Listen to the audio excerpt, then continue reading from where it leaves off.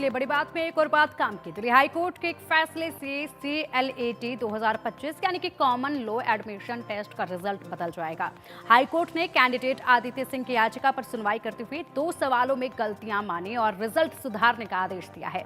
High court ने CNLU यानी कि consortium of national law universities को सेट ए के क्वेश्चन नंबर 14 और 100 से जुड़े सुधार कर नया रिजल्ट जारी करने के आदेश दिए हैं।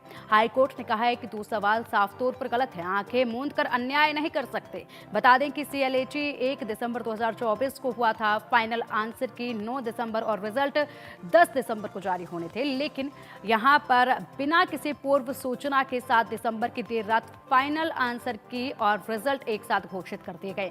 रिजल्ट पे गलतियों की शिकायतें भी आई, लेकिन उनका निपटारा किए बगैर काउंसलिंग शुरू कर दी गई। CLAT देने वाले आदित्य सिंह के पिता पंकज विवेक ने दिल्ली हाई कोर्ट में याचिका दायर कर रिजल्ट को चुनौती दी। उन्होंने फाइनल आंसर की रद्द करने और काउंसलिंग रोकने की मांग की थी। इस पर हाईकोर्ट की जज ज्योति सिंह ने याचिका को जायज मानते हुए फैसला सुनाया। उन्होंने पेपर के सेट ए के क्वेश्चन नंबर 14 और 100 के गलत उत्तरों को सही करने और इसके बाद ही नया रिजल्ट जारी करने के आदेश दिए थे। ग्राफिक्स के जरिए अब आपको बताते हैं कि सेट ए के 5 सवालों में हाई कोर्ट में बहस हुई और फिर कोर्ट ने क्या कुछ कहा इस पर। सवाल नंबर 14, इस पर 891 आपत्तियां दायर की गई थी। कोर्ट ने कहा कि सवाल गलत है, इसमें किसी एक्सपर्ट की जरूरत नहीं है।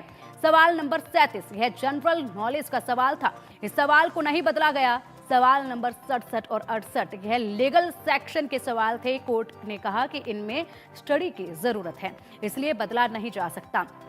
सवाल नंबर 100, यह लॉजिकल रीजनिंग का सवाल था। एक्सपर्ट कमेटी ने उत्तर बदलने को कहा था। कोर्ट ने इस सवाल को हटाने का आदेश दिया।